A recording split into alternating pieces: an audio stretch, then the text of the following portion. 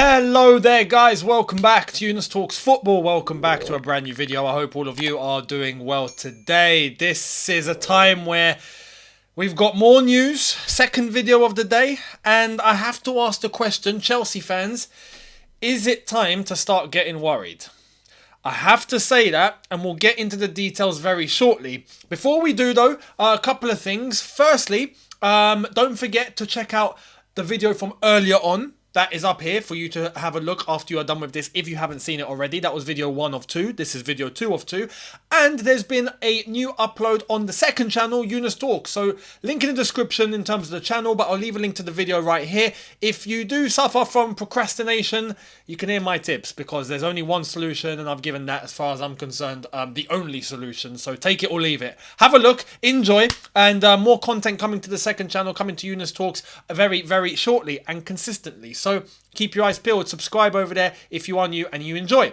Let's get cracking into the first story. We've got a few. Starting off with Mason Mount. What's the latest? What's happening with Mason Mount? We have David Ornstein that's given us information, and let's read it out and then I have something to say. Check this out. Chelsea's expectation for Mason Mount is £70 million plus £10 million add-ons. His suitors will be expecting to pay considerably less than that. Okay, look, we have to be honest, okay? I understand that Chelsea are trying to maximise the initial bid. I completely understand. They're trying to come up with a fee that is higher than what he's actually worth. That way, hopefully, you know, in terms of a compromise, it comes to what they actually think he's worth. I get that, right? One of the oldest business tricks in the book. I understand. But we also have to be a bit realistic here. I hope this turns into Chelsea bringing the fee a little bit down, or the asking price a little bit down, if Man United bring their initial bid up. And then hopefully they meet somewhere in the middle. So this is where I'm honestly thinking, look, Chelsea are asking for 70 plus 10. Man United have, I think their first bid is around 50. So I honestly believe it's going to end up being about 60. I think they'll meet halfway, and to be honest, 60 million plus any add-ons, fantastic. I am absolutely happy with that, and I hope it results in that. We have to understand Mason Mount's relationship now, as discussed over on Man Knows Football last night with Fraser Fletcher, who gave us all the details, and Darko, who gave us all the details. He actually went into a little bit more detail, establishing that Mason Mount and Chelsea's relationship is dead. It's dead. There's also Declan Rice and Chelsea's relationship that's not very good either, but that's separate. Mason Mount and Chelsea's relationship is broken on a professional level, obviously not on a personal. They don't hate each other, but there's no way they're going to come to an agreement. So it's only right that Man United add a little bit more to the table. Chelsea compromise a little bit, get a deal done, and let's see Mason Mount on his way. That's it. So hopefully that happens very, very soon. And look, we have to act urgent now in terms of the outgoings. We have to start moving the ball because, like I'm about to show you, we've got other things to think about, and it's starting to get a little bit cagey, if I'm being completely honest. Now, what do I mean by cagey? Arsenal. Arsenal seem to be our problem. Here's why. From Gary Jacob.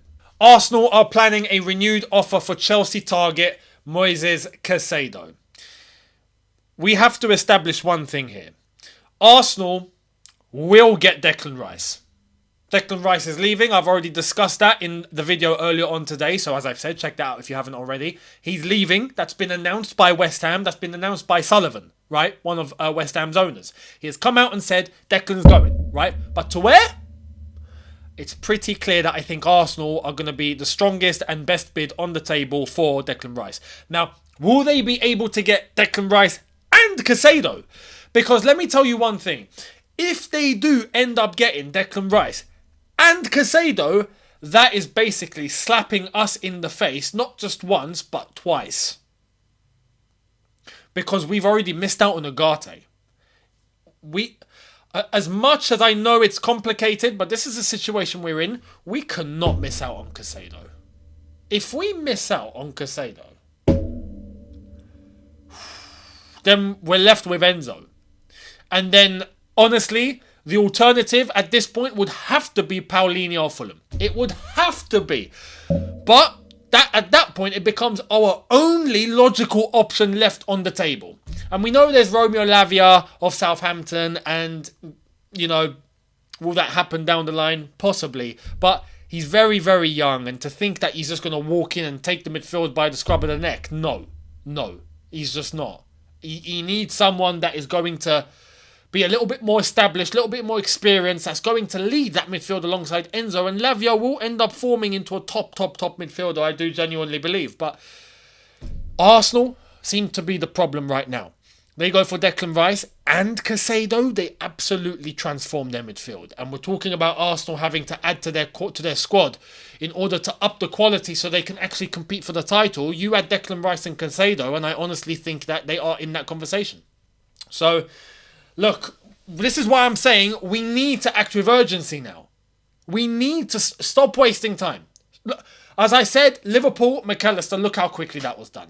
There is no excuse. We need to get rid of players, yes, but we know what we need. We know what we need. I'm talking goalkeeper, DM and striker. We need that whether someone's leaving or not. So get it done. Get it done. In the meantime, get all the players that need to leave to go, right? I absolutely agree that's going to take a little bit of time, but we can't wait to finish all of that to then get players that we need, because the players that we'll need will already be in new clubs.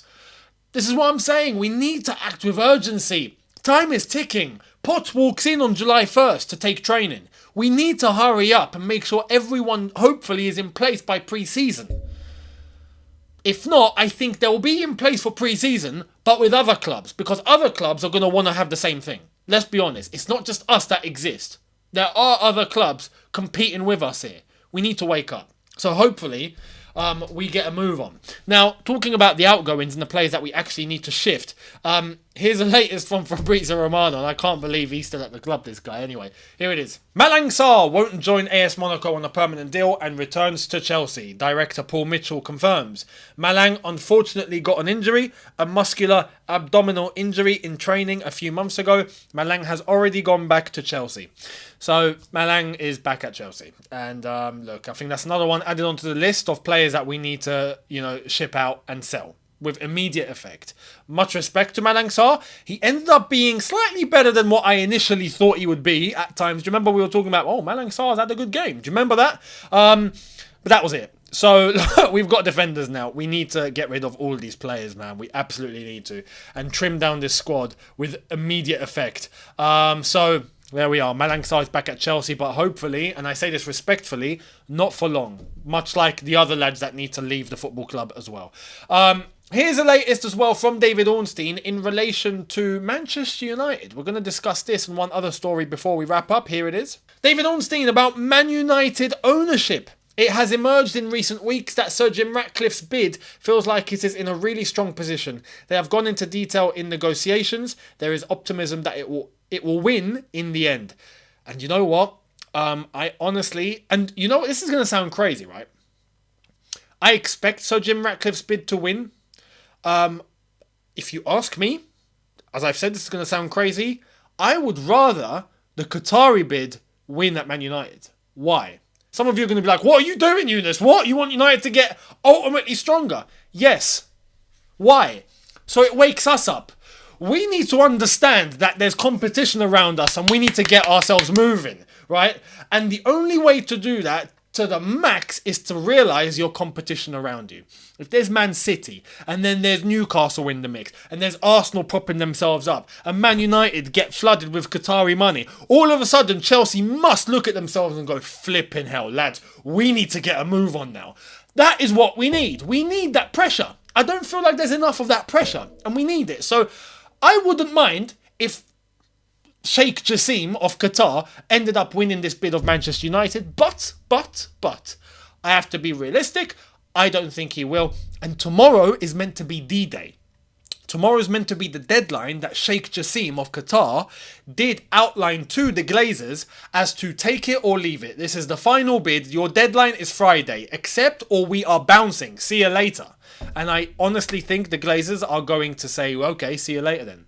I think tomorrow we're going to get news that Sheikh Jassim has pulled out. And that's my honest opinion. That's my opinion. That's my gut feeling. Why do I also think that?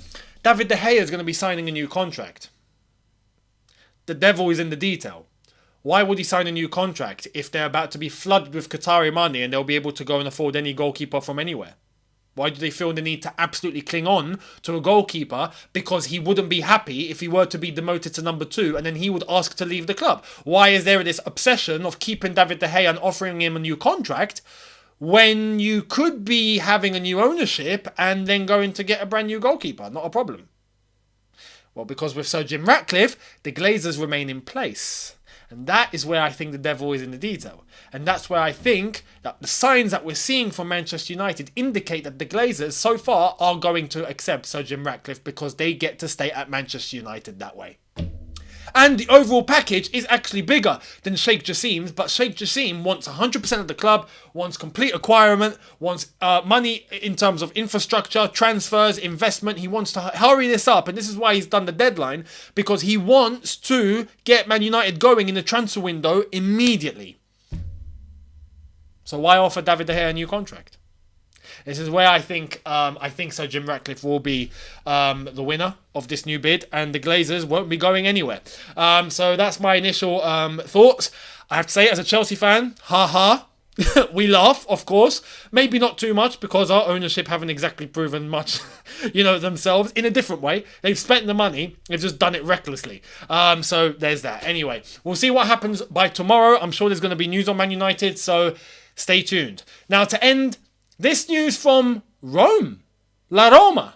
Roma have indicated this. Check this out. This is from Planeta Roma, and this is in Italian, but when translated, it's basically saying that the ownership have decided to renew Jose Mourinho's contract until 2026, and the directors will be giving, as quoted the special one, more power of action at the club. This is exactly what Jose wanted. And I'm happy for him. I really am happy for him because I think he's found his stability. I think he has a very, very nice project overall. And he's on to good things with the limited budget he's had, right? At £1.7 million net spend up until this final that he played in the Europa League, back-to-back European finals. It's outstanding with this Roma team. Investment. Hopefully they end up getting top 4 and qualifying for the Champions League next season and then kicking on from there. But Mourinho looks like he's not leaving Roma anytime soon. So best of luck, Uncle Jose. Got to hope that he's all nice and well where he is. We do love him. So yeah, I'm happy for him, and I hope he gets his new deal and more power. We get to see Jose in his element. That's what we want to see. So yeah.